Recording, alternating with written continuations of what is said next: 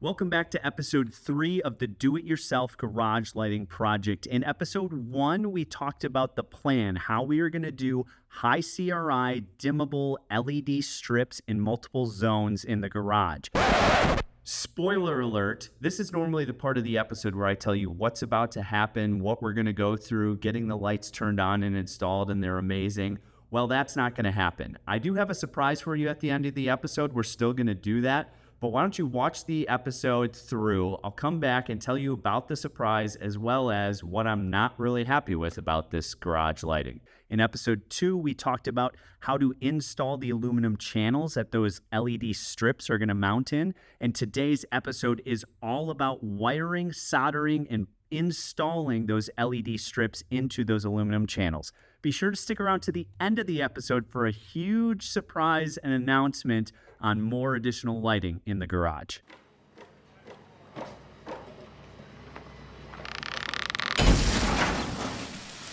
What's going on, guys? Welcome back to another episode of Detached Garage. Today we are shepherding the angry pixies through the wires to where we want them to go. Angry pixies, another word for electricity. But today we are talking all about soldering, wiring, connecting your LED strips to your drivers, and everything you need to know about how to do that for my setup. You can apply this directly to your do-it-yourself garage lighting setup. Today is part 3. If you haven't watched part 1 and part 2, go up and watch part 1, skip to part 2, and then come back. I'll link that up here right now. But today we are getting down to the nitty-gritty. We've already made the plan. We've already installed the aluminum extrusions, and now we are installing the strip lighting into the LED tracks and wiring it up to get ready to turn it on. So we've had the electrician out, and we've made quite a bit of progress since last time. So the switches are still bare. We've got our 2 switches here, one for the wash bay area, one for the big garage area, and you can see the 0 to 10 volt dimming circuit as well. But really the progress that's been made is with the drivers and getting those wired up. So you can see we've got our Romex running here to a junction box. We've got the driver mounted right below. And so you've got your pigtail from your LED and your positive and negative for the low voltage coming out of the driver right here. In this junction box, you've got the Romex running in, and you've also got the 0 to 10 volt wire running in. And so you're pretty much just daisy chaining across, and you're starting at the switch, you're running up, you're getting to your first one, and then you're daisy chaining across. So we've got the 4 LED strips running across here. This will likely be the first one we get set up, but the big thing we are doing today is on the big garage, and we'll talk through what is needed there. So the nice thing, perspective, right? You can look up, you can't really see anything until you look over here a little bit, and here is the first driver and junction box for this strip of lights. You can see the next one here, and we kind of go across. So we will likely need to paint all of that, but right now we're just worried about getting it hooked up. So my plan for today is to at least get a minimum of 2 of these done and get them wired up so we can test on Monday when our electrician comes back to install the switches and all of the Lutron equipment to be able to 0 to 10 volt dim all of this from the app. So we have a 7-meter strip going all the way across. And so the LED strips only come in 5-meter sections. So that means we need to solder. And you can solder. You can also buy these clips that I'll link in the description below. But I'm going with soldering since it's fairly easy and we don't have a lot of room in the channel and it's a lot less bulky. So I'm going to clean up this little area here. This is kind of like the catch-all workbench going on here for the electrician, for myself. And so I'm going to get this cleaned up. I'm going to lay my soldering mat down here and we will get this going. All right, guys, so we have our little soldering setup here. One of the key things that you want to do is some sort of fixturing. So we've got these movable, bendable alligator clips that can clip what we need to solder. We've got our soldering iron here, and then we've got this mat, and we also even have this magnifying glass right here. So I don't know if we're going to use all that. It's good for circuit boards and some other stuff, but we'll probably get that out of the way here. Now, wanted to show you this, and it's going to be tough with only two hands, one hand holding the camera, which is why we've got these alligator clips here. But this is the reel of LEDs, okay? And so you have your pigtail on one side, right over here. Then there are cut locations marked on the LED strip. So all of these areas are where you can cut the LED strips and then solder them back on. So if you look here at the end, this little pigtail is soldered on. So what we're going to do is, this strip is 5 meters. We're going to grab another strip. We're going to measure 2 meters off of that and go to the nearest cut point of where that is. So then once we cut that, then we will bring it over here. I will essentially try to leave as much solder on this side as possible. And then what we will do is we will remove the wires, and then we'll butt the other strip up to here, and we'll basically just bridge this gap, trying to make it as close as possible to something like this as we can. And what we're going to do is we're going to clip this into these up here so it'll hold it, and then we will be soldering on this silicone mat here. So a little bit intricate, but you know, learning a new skill is not that hard, especially when you have an adjustable soldering iron here. You can heat it up or down. Another key note here is this: these strips have adhesive on the back. So when you are soldering, do not remove the adhesive. Just keep it on there and try to only heat where you need to heat. A little bit of the adhesive will probably melt, or the backing might burn a little bit, but be careful. Soldering is a hot activity, and there is a fire hazard, so just be aware.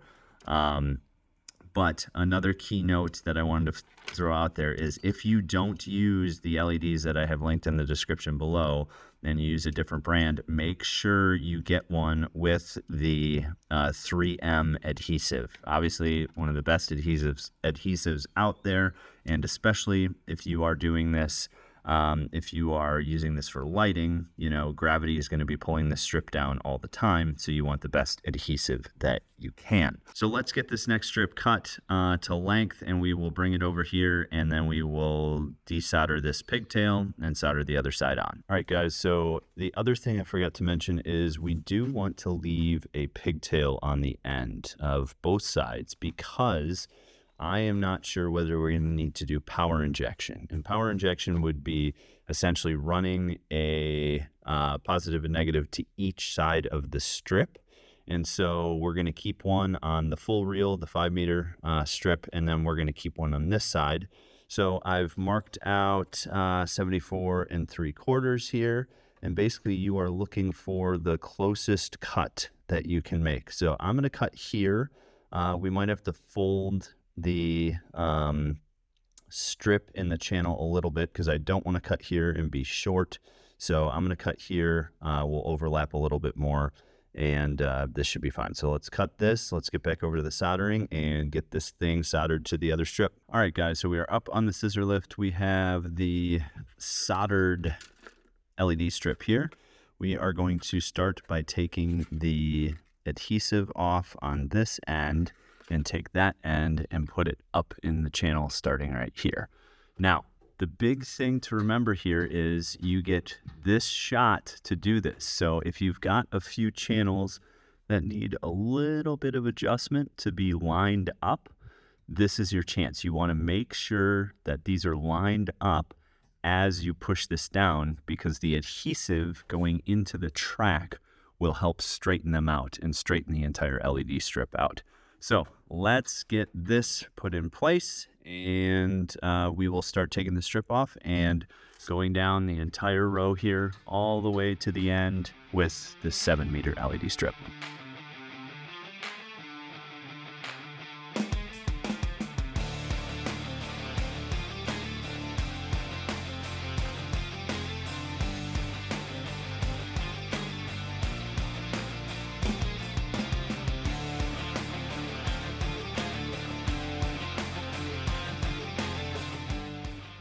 So we've got the lights hooked up. We've got them dimmable. They are high CRI, but boy, are they underwhelming on brightness. I really don't even need to dim them. This is full bright right now, and you can see the Milwaukee job site light that we've been using for quite a while.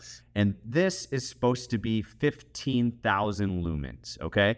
And based on my calculations, we would have been double as bright with these LEDs on versus the 15,000 lumens. Plus, instead of a single light source that's kind of going to the sides, we've got light on the sides as well as across the entire shop. So this was supposed to be 36,000 lumens. And, you know, there's a factor there with the diffusers and everything like that where it's going to bring it down a certain percentage. So call it 25 to 35% less than what we had. But that is still way more, supposed to be way brighter than this 15,000 lumen light here. Well, short story, it's not. And so we're working through some issues on where did I go wrong in my calculations. I think I've already checked the power supplies. They are putting out the correct voltage.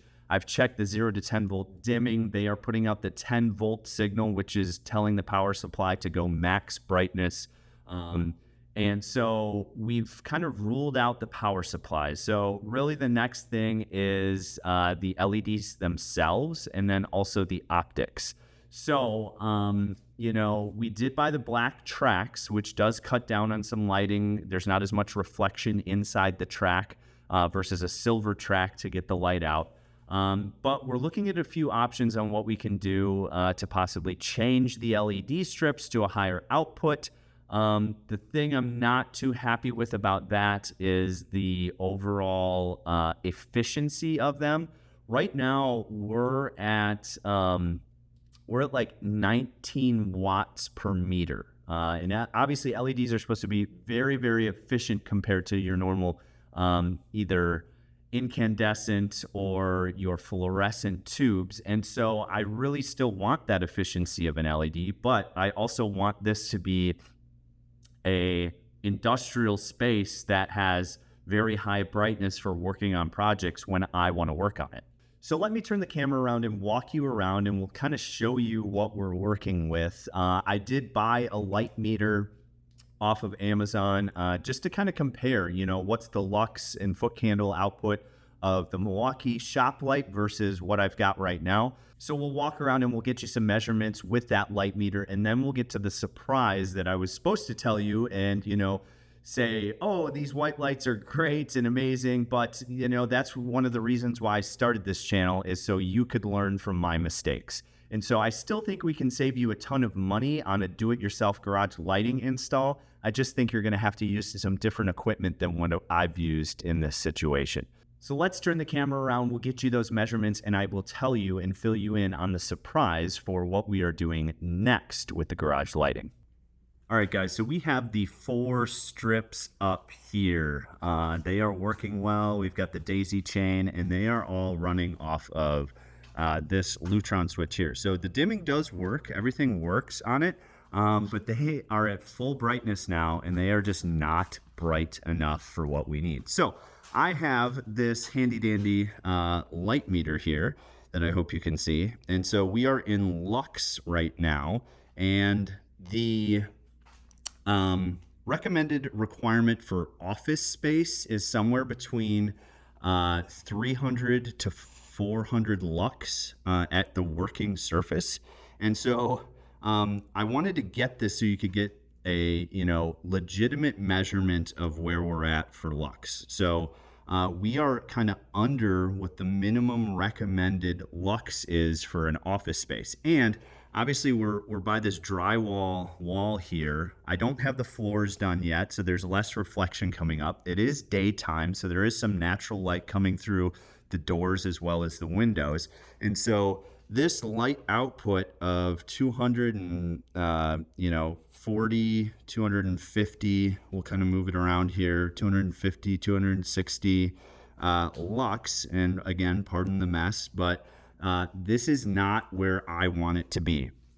You know, I could certainly dim it down to this would be the goal, but you know, we need some better lighting in here and some more light.